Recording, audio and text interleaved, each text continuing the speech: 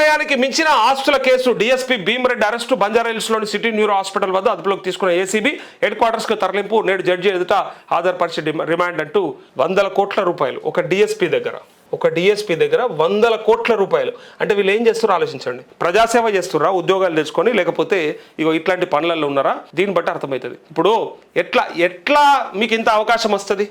ఎక్కడ ఎవరిని ముంచితే మీరు ఇంతగానం 100 కోట్లు వెనకేసుకుంటారు?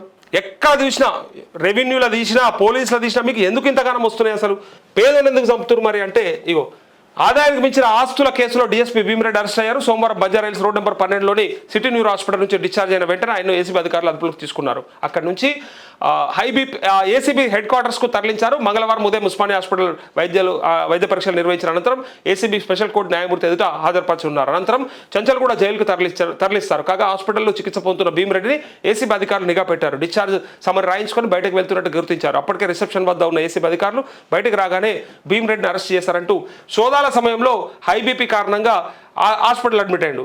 ఈ చిచ్చా డీజీపీ కార్యాలయంలోని పోలీస్ కంప్యూటర్ సర్వీసెస్ లో డీఎస్పీగా పనిచేస్తున్నా. ఇంకా ఆయన పోలీస్ కంప్యూటర్ సర్వీసెస్ మళ్ళీ ఆయన చేస్తుంది.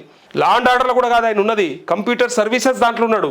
ఈ సంకిరెడ్డి భీమరెడ్డి నివాసంతో పాటు ఆయన బంధువులు, స్నేహితులు, బినామీ లైన్లలో ఏసీబీ అధికారులు ఈ నెల 2న సోదాలు నిర్వహించిన సంగతి తెలిసిందే. దాదాపు 200 కోట్లకు పైగా ఆస్తులను గుర్తించారు. కాగా నార్సింగ్ వెసెల్లా మెడోస్లోని భీమరెడ్డి నివాసంలో సోదాలు చేస్తుండగా ఆయనకు హై బీపీ వచ్చింది. వస్తుంది బీపీ, ఎందుకు రాదు? ఆస్తులు మళ్ళీ పోతాయి కదా, ప్రభుత్వం మళ్ళీ కొట్టుకపోతుంది, మళ్ళీ ఇంకోటి జైల్లో పెడుతుంది కదా, బీపీ వచ్చేస్తుంది. ఈ సో ఎప్పుడు ఉండాలి? పనిచేసేటప్పుడు ఉండాలి. ఆ తెలివి ఎప్పుడు ఉండాలంటే, మరి నేను ఇంత అక్రమంగా సంపాదిస్తున్నా, రేపు పొద్దుగల ఒకవేళ రైడ్స్లో కనుక దొరికితే నా పరిస్థితి ఏంది, నా పిల్లలు ఏంది, నా భవిష్యత్తు ఏంది అన్న భయం ఉండాలి. ఒంట్లో భయం ఉంటేనేమో బాగుంటుండే, భయం లేదు. అల్కగా ఆ కంప్యూటర్ సర్వీసెస్లు ఉన్నారు. ఎన్ని అవకాశాలు ఉంటాయి అన్ని అవకాశాలు. సరే, అప్పటి అధికారులక, అప్పటి నాయకులక, అప్పటి ప్రభుత్వానిక ఏం చేయాలని అది చేసిండు, చివరికి మునిగిండు. చూడండి, ఇన్ని దొరికినా మళ్ళీ చేసేటోళ్ళు ఆగరు. ఇన్ని దొరుకుతాయా? మరి చేసేటోడు ఆగుతారంటే మళ్ళీ కొత్త వాళ్ళు పుట్టుకొస్తూనే ఉంటారు. మొన్న కూడా దొరికిరు 2-3.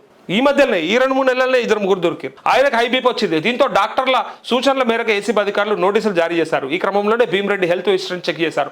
21 నుంచి 23 వరకు 3 ఏళ్ల వ్యవధిలో కార్డియాక్ వాల్స్కు చికిత్స పొందినట్టు గుర్తించారు. ఈ కారణంగా బంజారాహిల్స్లోని సిటీ న్యూరో హాస్పిటల్స్లో భీమరెడ్డి అడ్మిట్ అయ్యారు. ఈయనను అరెస్ట్ చేయకపోవడంతో తీవ్రస్థాయిలో విమర్శలు వచ్చాయి.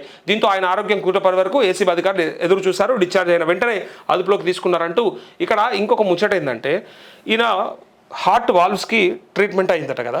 ఏ వాల్వ్ అన్నా ఈ 200 కోట్లతో సెట్ అయ్యే అవకాశం ఉందా? ఒకవేళ నీ గుండెని కాపాడుకోవచ్చా? 200 కోట్లతోని నువ్వు సంపాదించుకున్నావు కదా, ఇంకొక 10 ఏళ్ళు 20 ఏళ్ళు బతికే ఛాన్స్ ఉందా ఆ 200 కోట్లతోని?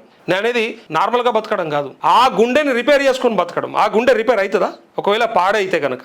ఎవరి కోసం మరి? ఏం చేస్తున్నాం అసలు? సమాజానికి ఏమి ఇస్తున్నాం మరి? సరిపడా సంపాదించి పిల్లలకి మంచి భవిష్యత్తుని ఇస్తే సరిపోయేదానికి లేలే కుప్పలు సంపాదించాలి, పోవాలి ఒకనాడు. ఏమొస్తుంది? ఏమక్కరా?